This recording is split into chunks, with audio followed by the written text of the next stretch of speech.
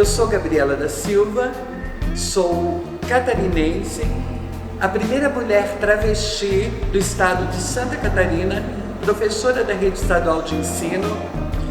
Eu sou militante do movimento de travesti e transexuais no Brasil. E nessa toda a minha militância, toda nessa história de vida, eu fui percebendo que havia necessidade de eu não só ser objeto de pesquisa. Eu comecei a entender que eu deveria ser esse sujeito também de pesquisa. E a partir de então, com essa minha luta, com esse meu empoderamento, com essa minha visibilidade, eu começo então a ser pesquisadora, entrando no mestrado em 2013, numa universidade privada, mas já discutindo gênero e sexualidade no ambiente escolar, e nesse momento discute preconceito e discriminação voltado para alunos, que fogem aos padrões e às normas da heteronormatividade, meninos e meninas considerados masculinizados, feminizados. E neste processo, então, em 2018, eu entro no programa de doutorado da Universidade Federal de Santa Catarina. No estado de Santa Catarina, eu vou ser a primeira mulher travesti num programa de doutorado. Neste programa de doutorado, a gente, em discussão, em contato com outras pessoas trans, a gente criou um grupo de pesquisas e estudos de travestilidade, transexualidade e transgeneridade chamado NETrans, que é o primeiro grupo de pesquisa, neste âmbito de sujeitos travesti, transexuais, não binários, que de alguma forma estão pesquisando essa sistemática. Então a gente desloca os nossos corpos, que até historicamente eram corpos significados na esquina, nas ruas, e a gente acaba adentrando na academia. Então é muito interessante a gente estar sabendo, nesse movimento, pessoas procurando os programas de universidade para entrar dentro da universidade e desconstruir algumas questões que é também emblemático dentro da própria universidade. A minha entrada na educação, ela se dá nesses 30 anos de professora, de educadora. Nesses 30 anos, 20 deles dedicados à educação de jovens e adultos.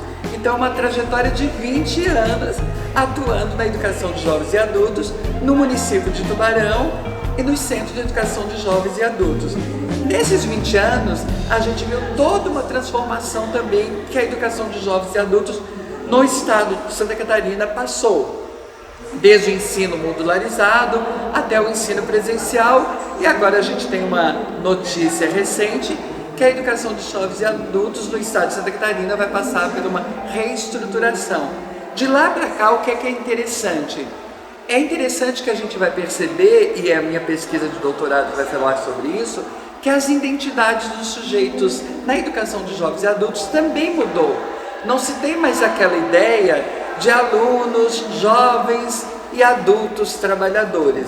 Até porque, na verdade, a sigla jovem, ela começa a ser incorporada a partir de 1990, porque até então a trajetória da EJA era uma trajetória marcada por escolarização de adultos. Então você pode perceber que é ressignificar outras identidades para além dos adultos, que historicamente também vão ter um processo negado de escolarização. Dentro disso, a gente vai ver também outros sujeitos que vão começar a adentrar o universo da educação de jovens e adultos, como os sujeitos privados de liberdade, jovens assistidos pelo promotor, pelo conselho tutelar. E a gente tem falado, o movimento, e nós temos entrado numa mesma lógica de pensamento, que é pensar que os sujeitos não são excluídos do ensino regular, mas são expulsos do ensino regular. E travestis e transexuais mais ainda. Então, se você reparar hoje com dados, que a gente não tem, isso eu digo porque eu sou do movimento, a gente não tem dados concretos da população travestis e transexuais no Brasil, a gente não tem um dado assim formularizado de quantas pessoas são, mas segundo a ANTRA, que é a Associação Nacional de Travestis e Transexuais, 90% da população de travestis e transexuais estão na prostituição. E é interessante falar, a gente tem que acabar com esse mito da higienização dessa população. achar que elas precisam estudar para sair desse local de prostituição, achando que é um pecado, achando que não é uma honra ser travesti e ser profissional de sexo. Ao contrário, o que eu digo aqui é que as meninas têm que continuar, têm que voltar para a educação dos jovens e adultos, têm que voltar para a escola. Para quê? Para se empoderar, para conhecer mais os seus direitos e para também, além de tudo, fazer com que as outras pessoas elas tenham esse contato com sujeitos travestis, transexuais, para além do imaginário da rua. Então você vê que nesse processo todo é construir novas identidades, construir novas possibilidades para além daquilo que historicamente a gente é considerado, né? Como aberração, como sujeitos não anormal. Então nessa trajetória também eu pesquiso, né, os sujeitos travestis e transexuais que estão na EJA e para você saber, assim, para todo mundo saber, no estado de Santa Catarina a gente não tem nenhum dado de quantas pessoas trans, transexuais, travestis, né, sujeitos gay afeminados existe na rede estadual de ensino e nem na educação dos jovens e adultos. Então essas possibilidades, e eu tenho falado isso, que é importante a gente pesquisar para ter dados, para poder também ter políticas públicas para essa população. Então, toda essa minha trajetória de professora, e quero também dizer que é muito significativo que eu faço a mudança dos meus registros, né, em 2018, pelo Supremo Tribunal, quando ele aprova a mudança de nome. Quando eu faço isso, eu mudo toda a minha documentação. E você vê que é o retrocesso das questões de gênero. Eu mudo toda a minha documentação, inclusive na rede estadual de ensino, e como eu falei, eu tenho 30 anos, eu peço a minha aposentadoria. E eles, então, me concedem a minha aposentadoria pelo gênero. É significativo eu falar isso, por quê? Porque eu estou dizendo que a gente pode, como uma mulher travesti e transexuais, ter os mesmos direitos que as mulheres cis, se aposentar por 25 anos na carreira profissional e com 50 anos de idade. Então, uma trajetória de luta, de resistência, e quero sempre dizer, né, que eu venho de uma escola que era muito diferente do que a gente tem hoje. Eu não consegui ser normatizada por essa escola que tentou disciplinar o meu corpo. Ao contrário, eu olho para aquilo que me falaram e eu transcrevo tudo isso. Outra coisa importante falar, que nessa minha trajetória de 30 anos, eu tenho uma decepção enorme como professora, que eu nunca consegui doutrinar alunos e alunas para ser travesti e transexual. Então é muito interessante falar isso e afirmar isso, porque é um discurso que a gente doutrina as pessoas e é um grande equívoco. Se eu tivesse sido doutrinada, eu teria sido heteronormativa. Eu seria uma pessoa que não transgrediria. E por que acontece isso? Porque os sujeitos são plurais. Os sujeitos eles não são só educados pela escola, eles são educados por outros artefatos culturais também. Então, tudo isso quer dizer que a gente ainda tem muito que avançar e muito entender o que é gênero e o que é sexualidade. A gente sim, tanto a teoria como toda a sociedade tem que entender isso, porque é significativo para que a gente entenda as relações humanas, que todo mundo não pode ser esse dito discurso que todos são iguais. Ao contrário, eu defendo que todos são diferentes. É isso que é legal na humanidade, é a diversidade na igualdade e não a igualdade na diversidade. Você. Olha, todos os encontros, ele acabam de alguma forma propiciando educar sujeitos, né? Importa se é um encontro de educação ou se é um encontro de movimentos populares ou movimentos sociais. O que faz isso? Faz você acreditar cada vez mais na esperança, fortalece a sua esperança, como diz Paulo Freire, né? Quando a gente perder a esperança, então a gente não tem mais o que lutar.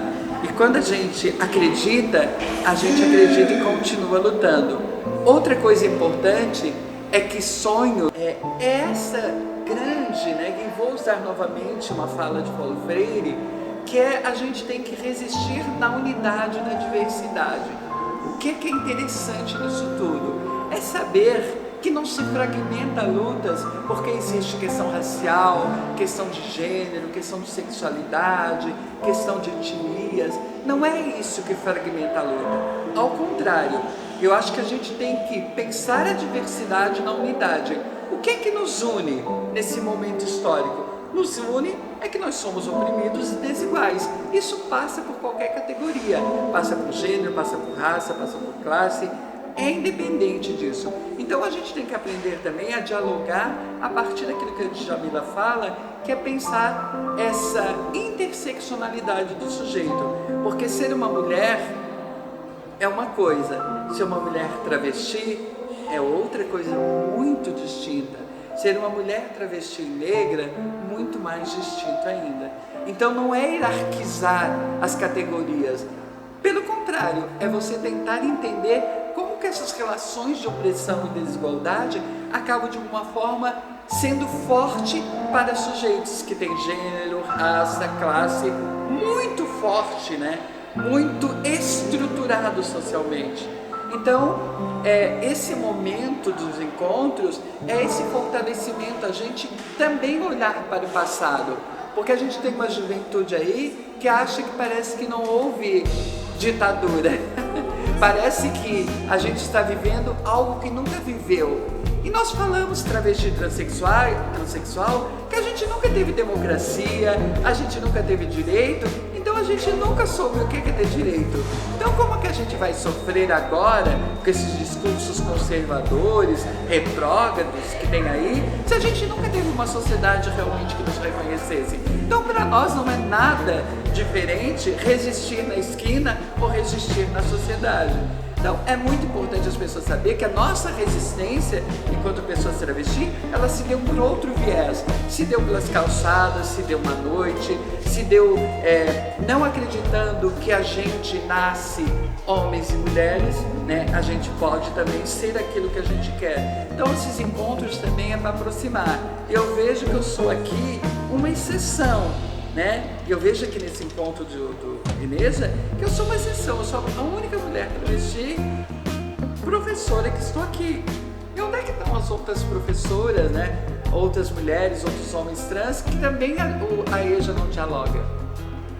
Percebe que é interessante também você pensar sobre isso. Como é que não há diálogo nesses sujeitos? E eu vou dizer uma coisa que vai ser falada daqui a pouco, que só temos hoje 3 dissertações e uma tese falando sobre sujeitos LGBT e educação de jovens e adultos. Olha como é muito pouco. Há necessidade de mais pesquisas, a necessidade do movimento também sair um pouquinho dessa zona de conforto e pensar que há outras questões que a EJA precisa discutir. Então, a minha vinda aqui é mostrar e dar visibilidade para uma população que historicamente foi silenciada e negada. Eu acredito, por isso que eu estou aqui, nesse encontro, nessa aproximação, nessa troca. Os grupos, a gente vê isso muito nos GTs, né? Quantos ainda os estados ainda têm dúvidas com relação à questão de gênero e sexualidade? Né? Como trabalhar isso? Então, a minha voz é essa voz que fala de um lugar, que fala de uma perspectiva de mundo.